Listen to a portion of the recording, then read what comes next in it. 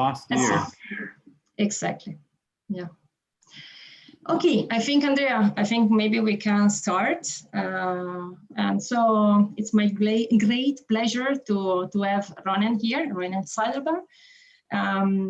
Yeah, he did his Bachelor in Science in Life Science from the university, the Open University, and the PhD in Molecular Cell Biology at the Weizmann Institute in the group of Benny Geiger at the Weizmann, yeah.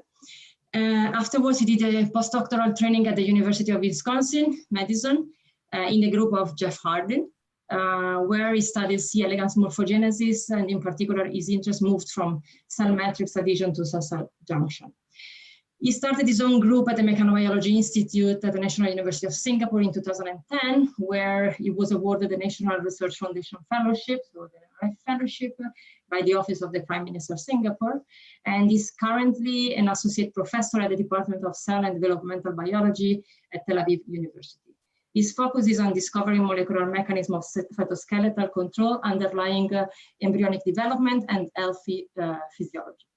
So I'm very excited to have him here, since he was the person who introduced me to mechanobiology when I moved to Singapore. He was the one actually, yeah, hosting me in his lab during my postdoc. So I'm very excited to hear him.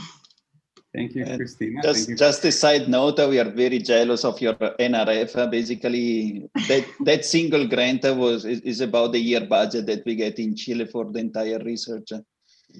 It is really a huge grant, very generous. Yes, it was very helpful in starting my career, I must admit. But now I'm in Israel, in a much poorer country, and I have to write grants all the time. So yeah. Back with us, the humans. So you see the correct screen, right? You see the yes, perfect. Yes. Perfect. So actually, just a few minutes before, I decided to talk about only 2 things and not 3 things. So now I'm not in a rush. And if people have questions along the way, please just stop me and ask your question. So the title of my talk is Principles of Actomyosin Regulation in Vivo. We also have a review with this title, and that's broadly speaking the interest of my research group. So I imagine most of you are familiar, but I wasn't sure exactly who will join. So I have a little bit of background on what's actomyosin and what does it mean to regulate it.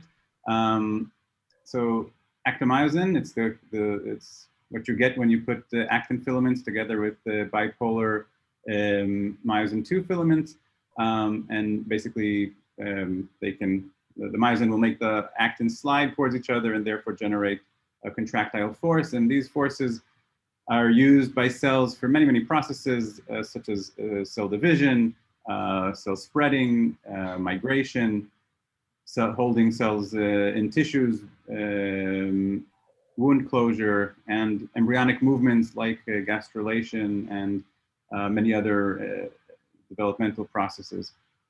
So if we think about it kind of at a simple level, what do we need to regulate contractility? If we want to build a contractile network in some place, what does the cell need? So the first thing is, or the first step that can be regulated is actin polymerization itself. So actin comes as monomers, making it into filaments requires polymerization, and there are special proteins, actin polymerization factors, that will facilitate this process, and there are also actin depolymerization factors and actin capping proteins that will stop this process. So that's the actin. Then for the myosin, on its own, unphosphorylated, inactive myosin doesn't form a bipolar filament. It forms a closed conformation in the cytoplasm, and only when it's the myosin light chain is phosphorylated, then it gets activated and can form these bipolar filaments. So this process is regulated by phosphorylation, and we have several different kinases that can phosphorylate myosin light chain regulatory chain, and there's also the myosin phosphatase, which can reverse this process. So this is another level of regulation of whether we're going to get active contractility in some place. both of these types of proteins, so the kinases and many of the actin polymerization factors are regulated by Rho GTPases, which makes the Rho GTPases a really important group of proteins for regulating contractility. And they themselves are activated by Rho GEFs and inactivated by Rho GAPs. And so I'll be talking today about a Rho GEF and a Rho GAP. And so this is why they're important for regulating contractility. Then in addition, the actin network can have different architectures, and there are actin binding proteins, bundling proteins, cross-linking proteins, which can basically control the shape of the architecture of the network. And this is also important for its function. And I'll be talking a little bit about this today, and more about just the general architecture of actomyosin. So we know a lot of this work from in vitro work, using cells, using reconstituted systems. And so, like I said, I have a whole review about the regulation of actomyosin, and it has a lot of molecules, proteins in there, and networks. I didn't bring them here, but really most of that information comes from studies of isolated cells. And what my research group is focused on is understanding how these mechanisms play out in an animal. And that's what I mean by in vivo. And for us, the model animal is C. elegans. So what you see here is a hermaphrodite. So C. elegans, they're either hermaphrodites or males.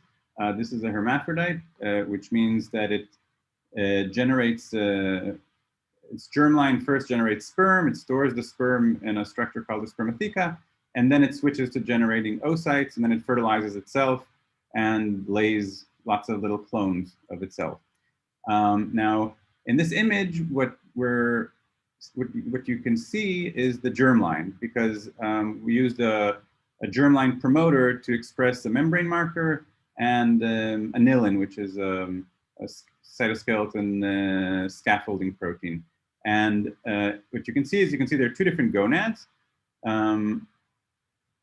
And each one of them, I'll show in a little more detail in the next slide.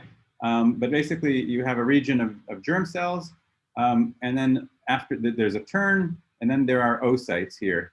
And then the oocytes get fertilized in this region, and then you have a uterus that's full of embryos. So basically, this region is already full of embryos. Yeah, so then there's a region of the stem cells. There's a region of germ cells, which is a syncytium. I'll be talking a lot more about that. The oocytes. We don't see the spermatheca here because it's not part of the germline. It's part of the mother's tissues and the embryos. So, like I said, I'm going to tell you two different stories today.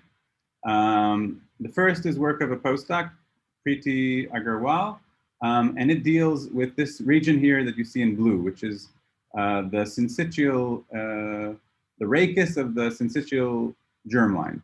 And basically, it's a story about how actomyosin contractility and fine-tuning of actomyosin contractility regulates this structure here that you see. And you'll see more of in the next slides.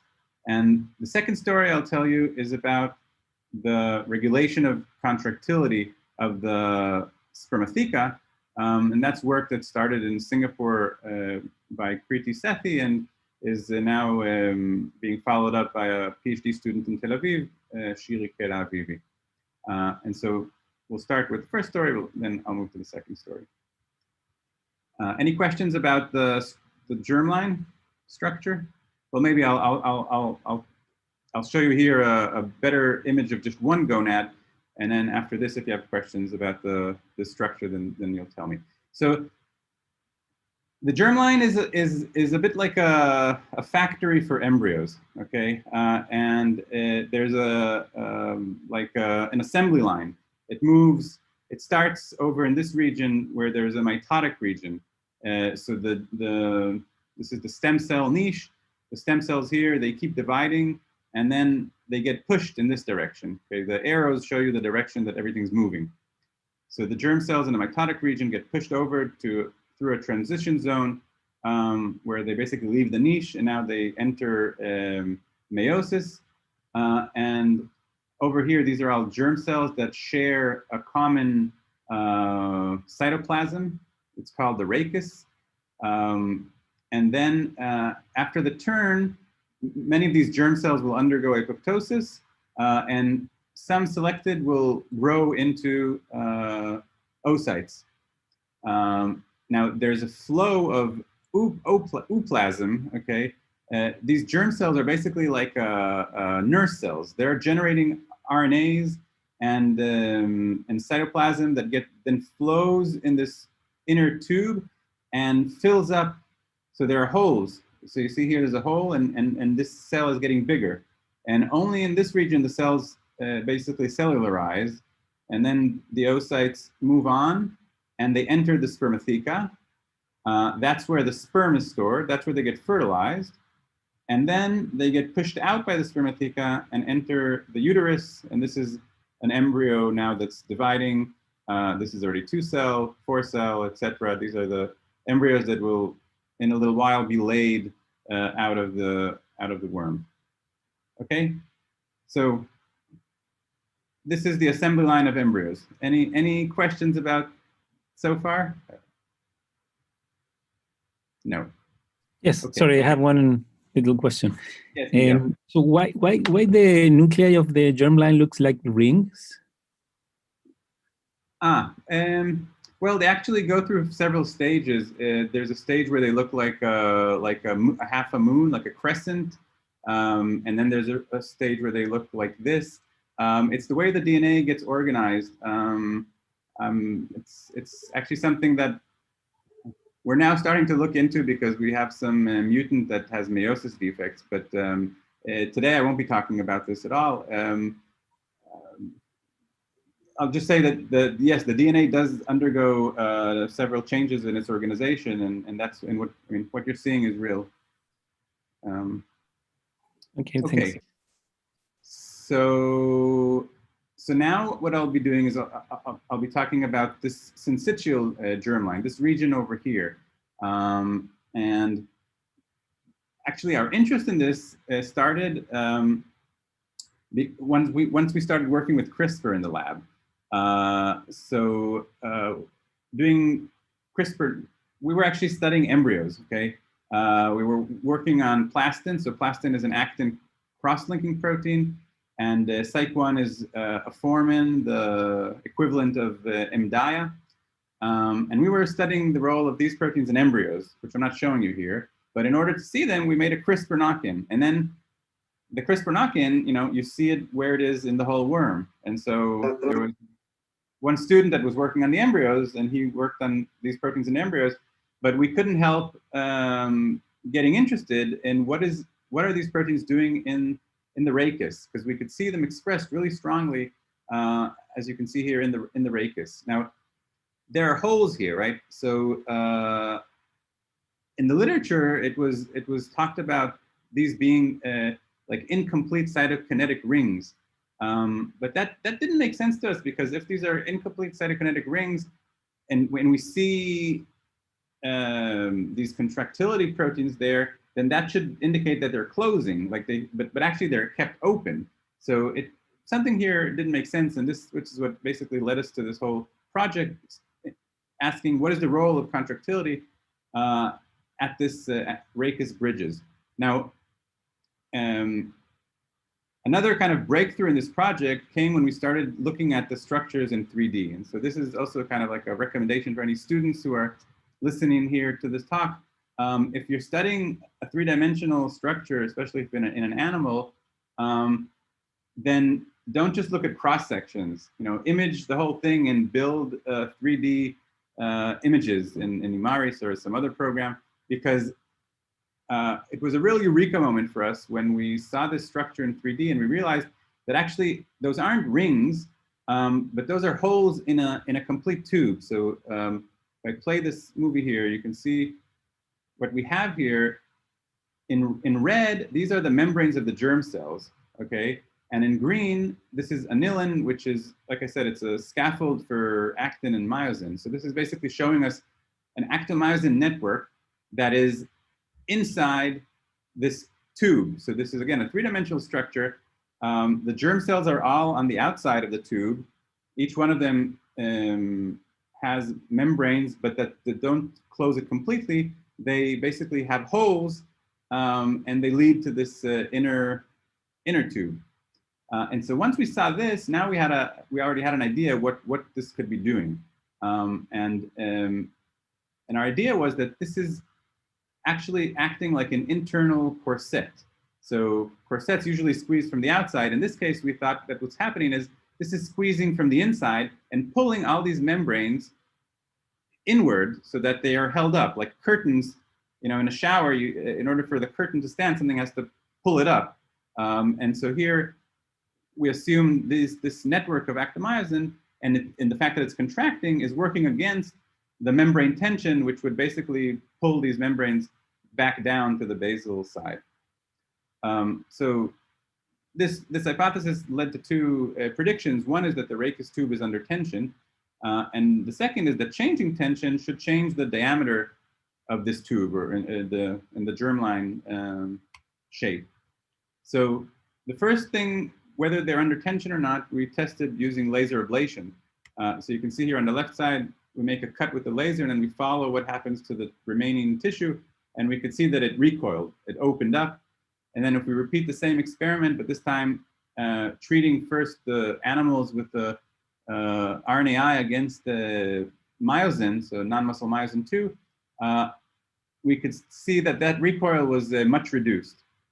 So indeed, the structure is under tension, and this tension is dependent on non-muscle myosin 2. So this fulfilled our first prediction.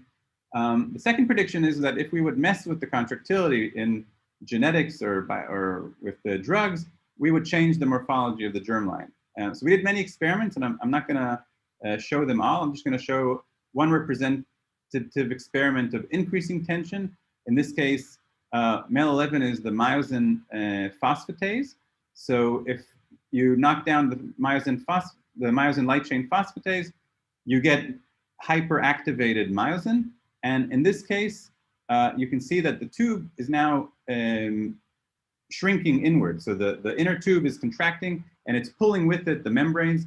These membranes get longer, and the inside of the tube gets narrower. And conversely, when we messed with the actin polymerization factor, the form in Psych1, we get less actin, we get less contractility, and in this case, the membranes basically get pulled down. We lose all of the membranes, and we're left with a very wide rachis. Both of these conditions are really bad for the worm. In this case, the nuclei fall into the rachis. In this case, the flow is blocked. And so in both cases, it affects, it perturbs the ability to make oocytes and embryos.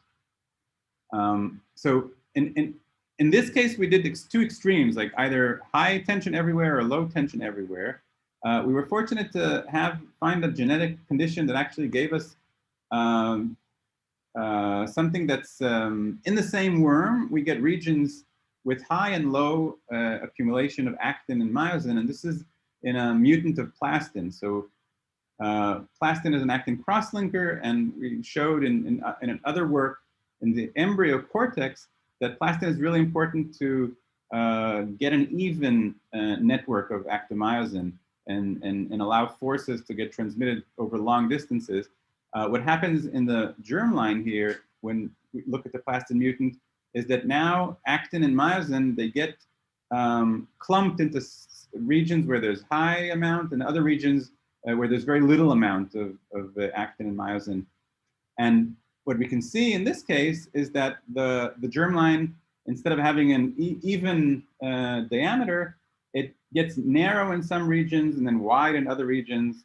And it's a little bit like a purling kind of process where you see like this buckyball, and then it gets narrowed in another kind of ball, and then narrow again here, and then wide. And so what Preeti did is she actually measured, the length of the germ cell membrane, and and then the intensity of myosin at that location.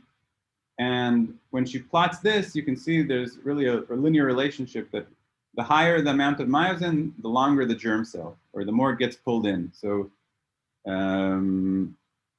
this is really a very clear relationship between the amount of contractility and then the shape of the germline. So this was all kind of put together into a physical model that we collaborated with mathematicians, physicists who modeled not just the contractility, but also the tension of the membranes of the cells. And basically, this model kind of recapitulates the behavior that we see in our mutants, where there's a balance of force here between the actomyosin contractility inside the rachis and the membrane tension of these germ cells. And if you increase contractility or decrease contractility, you change that diameter in ways that are detrimental to the reproduction of the worm. And therefore, the conclusion is that you need to fine-tune the amount of contractility to be just the right level in the worm. So the next slide is already going to be talking about the spermatheca. So maybe I can stop here and take any questions about this first story.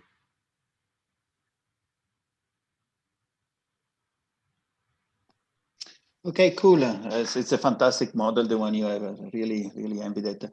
So also because I like the fact that you have a factory there, so you can just check all the stages at the same time. And so my question here is, you think that so the tension of the actomyosin is based on this web that you have drawn here, or are there some trabeculae that are going across the tube that connects one side to the other? Yeah, so no, we don't think there's anything going from one side to another. There is actin inside the rachis. There is a network of actin we can see there, kind of a mesh work, but I don't think it's contractile because it's flowing. So this is basically inside the tube. Everything that's inside the tube is flowing. Okay. So it wouldn't really be able to generate any. I think. Or it would cause some impedance to the flow. Yeah. Mm-hmm. And another question that I have is if it is known how the actin is anchored to the membrane. Yeah, that's a good question. So what proteins do we know are there? So there's a hemicentin is a extracellular protein that is important. So if we knock down hemicentin, we definitely lose connection to the membrane to the actin. I think that's the only protein that I can think of at the moment.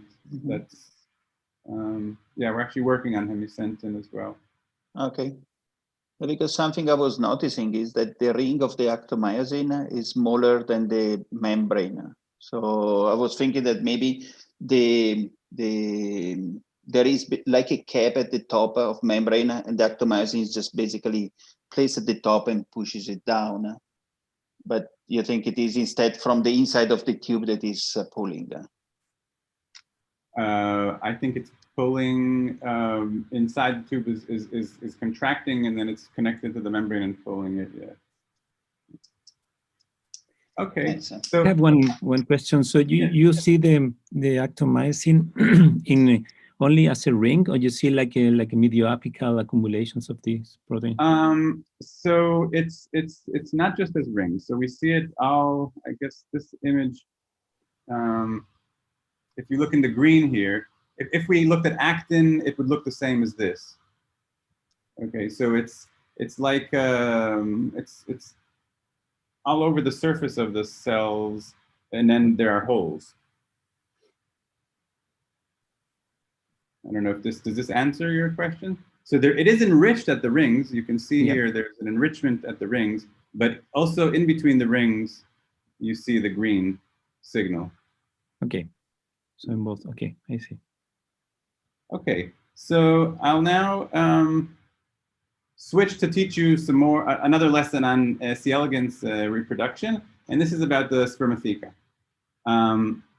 And up until now, I was only looking at the germline, so we didn't see the spermatheca because we were using promoters that only express in the germline, but here we're looking at the spermatheca itself. So this is a really cool tissue.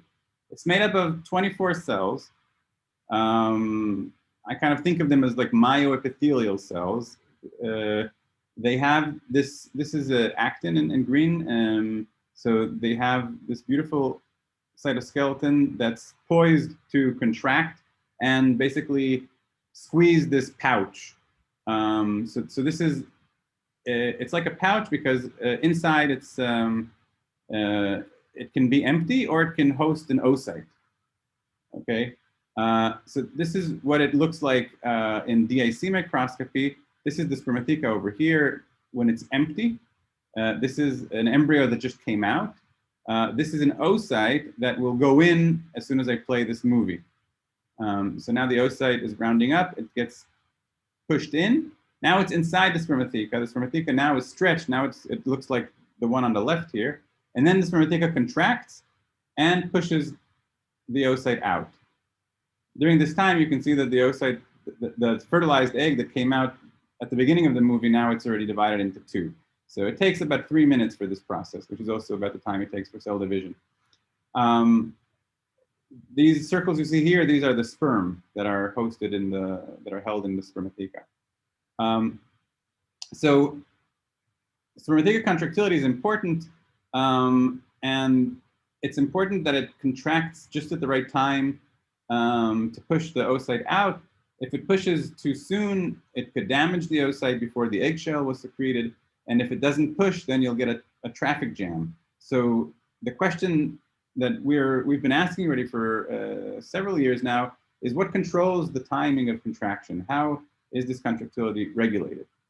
And also into this project, we stumbled by coincidence when we were looking at embryos, and one of my students at the time was screening row gaps to look for row gaps that will give an embryonic lethality phenotype. And she found this protein that we called SPB1. And for a while, we were trying to figure out what it's doing in embryos. And then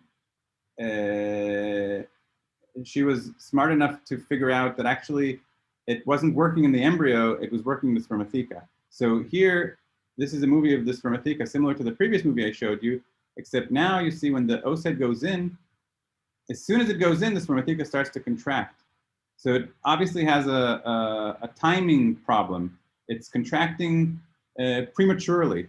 And because it contracts not only too soon, but also too strong, and because the eggshell only gets formed after fertilization, what happens in many cases is that the spermatheca simply cuts off the oocyte, chops it, and then you get oocytes that will start developing as embryos, but they'll die. And so the embryonic lethality that we saw was actually not because this protein is required in the embryo, but because the lack of this protein, the mutant, causes the spermatheca to damage the embryos when they're passing through. So this is like, these are images of what wild type embryos look like, and you can see they're all perfect with the same shape and aspect ratio. And these are SPV1 embryos, and you can see some of them are really small and round. Some of them are with this, weird, irregular shapes, and 50% of them are going to die. Okay, so what's SPV1? Ron, can I ask you a couple of questions before you go ahead? Sure. Okay, cool. So the first one is, so the time of so that the egg changes its external material property, becomes stiffer, is exactly the time at which the sperm enters, right? So there is like in other models, Right. rising calcium. Yes, fertilization is a signal for exocytosis, massive exocytosis, and then deposition of eggshell proteins. Yes. Okay, and then I did not get if you said that the egg gets cleaved or it is just deformed. Either or. I mean, in the mutant, in some cases it gets deformed. So if the eggshell is hardening while it's being squeezed, then it'll be deformed. In other cases, it squeezes when the eggshell yet wasn't formed, and then it severs the oocyte, and then you get like two oocytes, both of them small, one could be very small. Okay, but in both cases, in either cases, you do have that the egg will not develop, the embryo will not develop. Even if it's complete, but just deformed, it will not develop. So the geometrical cues are important for the development. So actually, we found that if the embryo is elongated, if the eggshell is elongated, the embryo can develop. It simply will, while the embryo is developing, it will kind of pull together, and it'll be the normal. It'll have a normal aspect ratio, and then there'll be like empty spaces on the sides of the eggshell. But when the embryo is completely round, they always die. Very interesting. But I don't know that it's necessarily because of the geometry, because it also could be that the completely round embryos are always those that got chopped and are missing part of their oplasm. So, but I've seen some with the irregular shape. Right. So I was mostly interested in those. I'm not. Yeah. So we didn't follow very closely what happens to those. So I don't know. Okay, well, it's super interesting. Thank you. Sure. So what is SPV1? It's a row gap. So I'll remind you from the beginning of my talk, the row gaps are the proteins that inhibit the row GTPases. And the row GTPases are the ones that activate contractility. So if you take away the row gap, you expect to have higher row activity. Interestingly, this protein has, in addition to the row gap domain, it has an F-bar domain. And F-bar domains are known to bind curved membranes. Okay, and this is going to become important later on. So remember, SPV1, it's a row gap, and it also has an F-bar domain. And it's expressed specifically in the spermatheca and only in the spermatheca, which is, which in itself is an interesting fact when you think about why do we have in our genome, you know, something like 100 different row gaps or 60 row gaps. Why do we have so many? Well, part of it is that they're tissue specific in their expression. And even in the worm that has only 20 row gaps, this one is specifically expressed in the spermatheca. So we looked at the row activity with the row biosensor, and not surprisingly, for a row gap mutant, SPV1 mutant has higher levels of row activity, and they appear earlier in the process of ovulation. But what is really interesting about this protein is its subcellular localization.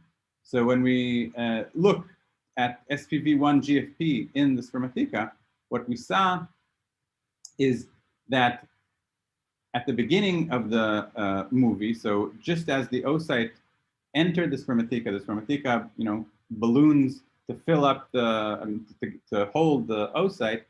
At this time point, we would see the protein enriched at the membrane. But then, as time goes by, the protein becomes less and less localized at the membrane, more and more cytoplasmic. And when we plotted its localization versus, so a membrane to cytoplasm ratio that goes down while it's becoming cytoplasmic, and if on the same graph we plot the level of Rho, which I showed you in the previous slide, we can see that the level of Rho starts going up when the Rho gap becomes cytoplasmic. And so this led us to hypothesize that it's the localization of this Rho gap which is keeping Rho levels low, and when it becomes cytoplasmic, that's when Rho can increase. And we tested this hypothesis by replacing the F-bar domain that binds membrane with a pH domain that binds membranes all the time. So F-bar domains are sensitive to membrane curvature. And so the idea is that when the oocyte stretches, that basically kicks off SPV1 from the membrane. And then it becomes cytoplasmic and you get contraction. But in this case, we put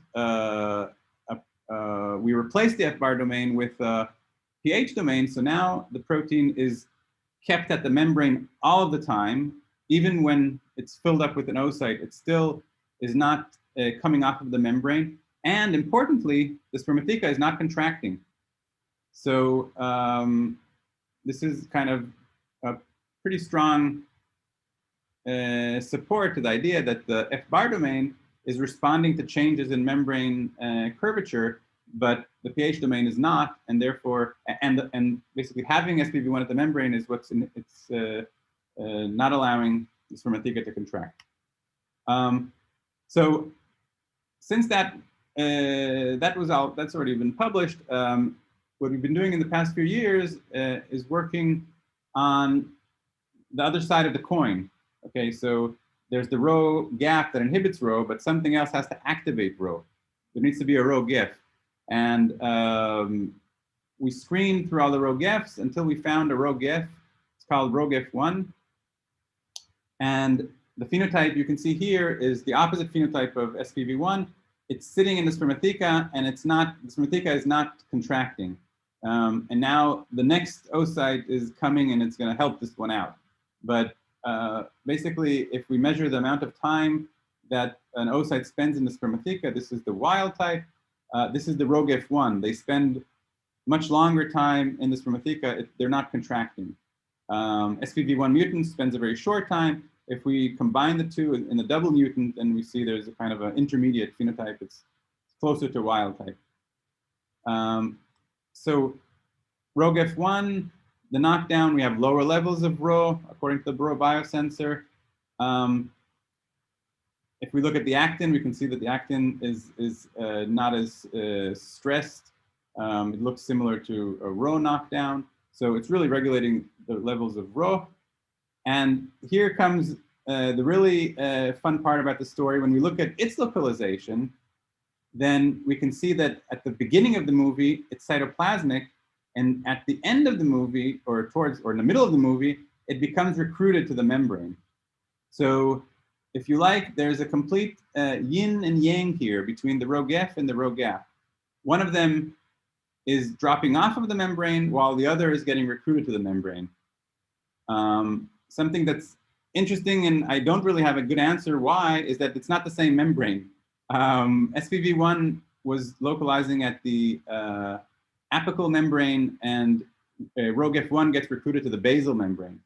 I really have no idea how to explain that, but I find it really a beautiful symmetry here that the two regulators that do opposite things, they respond in opposite ways to the stretching of the spermatheca.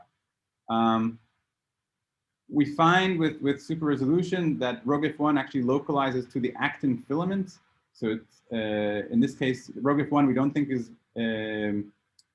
think it's the membrane that's recruiting it, but rather the actin.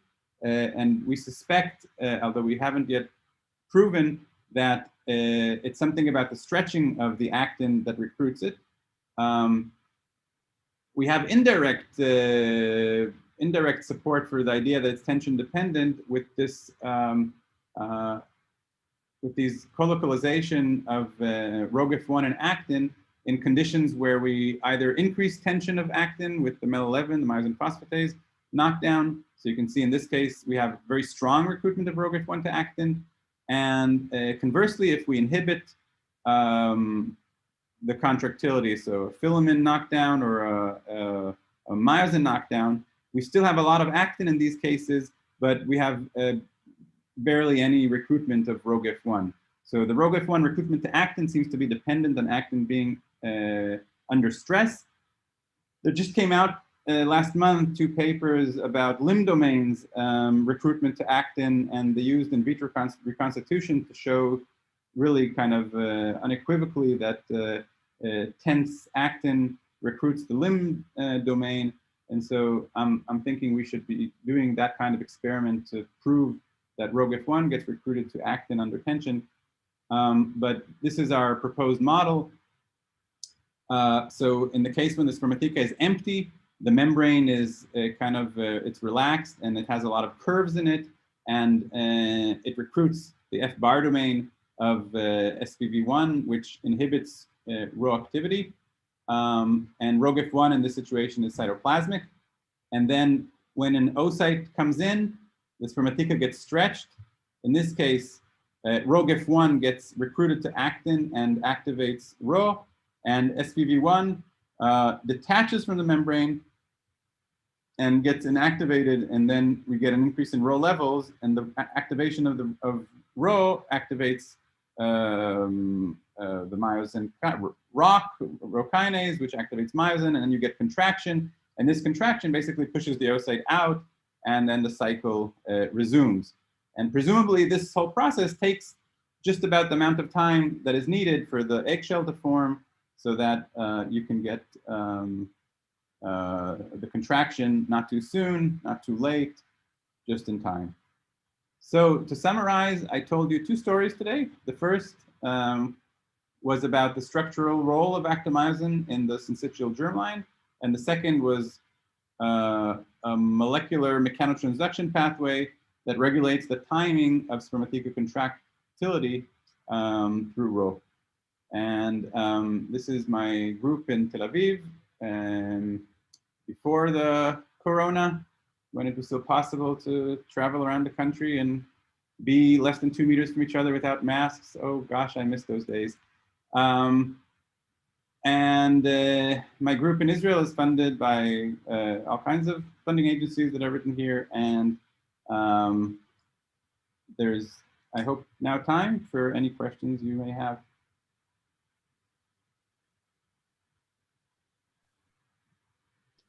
Great, thank you. Fantastic talk. Really enjoyed it. So any questions from the audience? I feel I took already too much time on my own. It's time to be a bit more selfless. But if not, I may start with one. So, which is about the last part of your talk. I like the on-off switch that you have found there. It's pretty neat. So the question is regarding the actin. In this case, would you see different actin structures at the apical and the basal membrane of this egg chamber? Or... Yes. So the spermatheca definitely. There are actin stress fibers that you saw in one image, and they are localized at the basal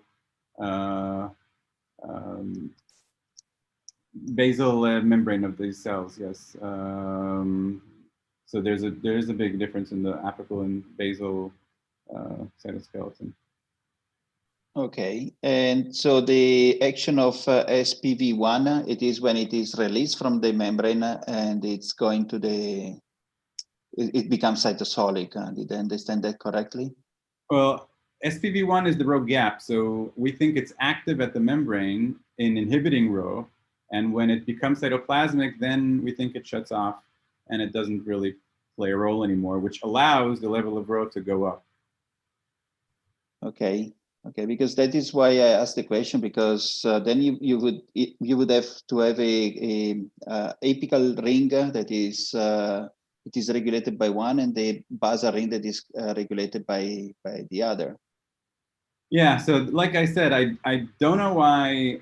So the stress fibers are on the basal side, and that's where I would have thought that it matters if Rho is active or not. Right. So, I mean, I really have no explanation why SPV1 actually is at the apical membrane. That's where we see it. So yes, there must be something else we don't understand about how Rho is moving, or like Rho in one side is affecting the. Yeah. Which means more fun for future experiments.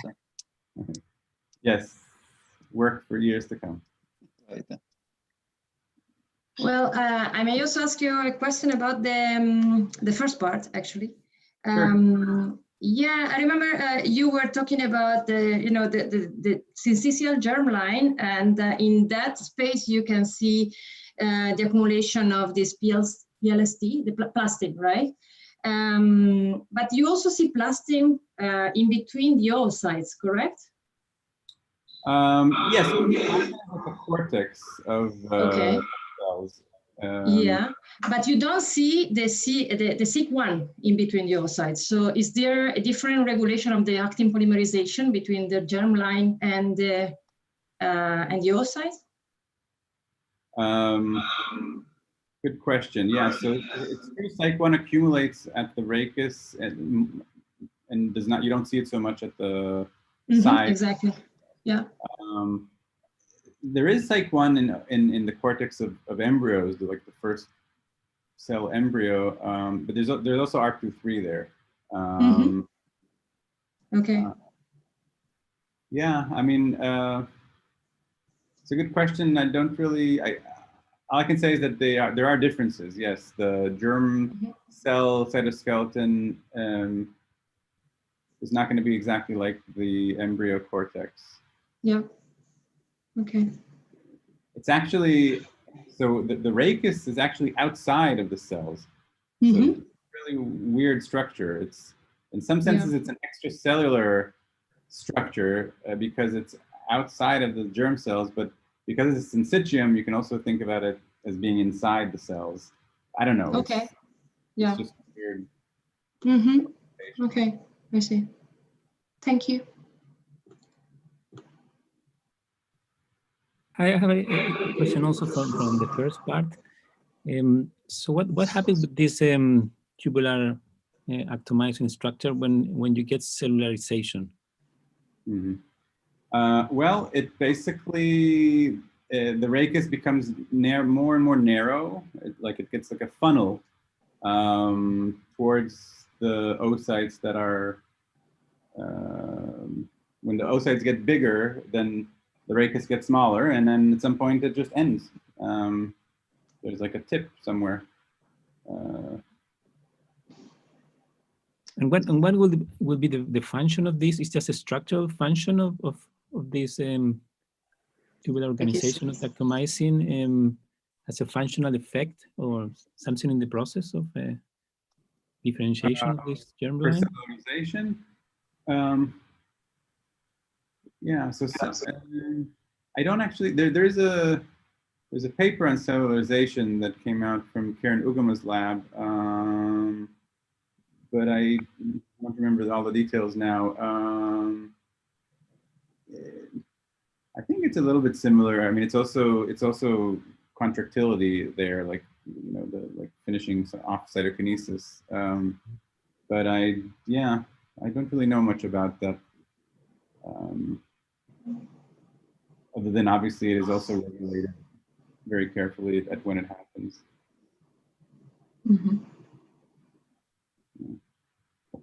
I have a question too.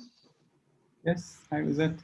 For the second part, you found that a GEF could bind to actin in mammalian system, mammalian cells.